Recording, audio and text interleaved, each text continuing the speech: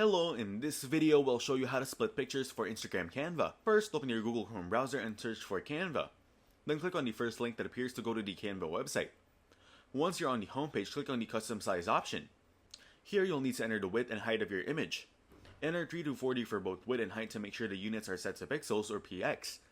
After entering the details, click on Create New Design. Next, click on the Upload tab on the left side, find the image you want to split, and click on it to add it to your design. Now resize the image by dragging the corners to make it as large as you like, adjusting it to your preferred size. Once you're satisfied with the image, click on the Share button in the top right corner.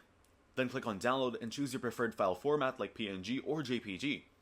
Click on Download again to save the image to your computer. Next, open a new tab in your browser and search for Split Image. Now click on the first link that appears to open a website that allows you to split images. Once on the website, click on Choose File and select the image you just downloaded from Canva.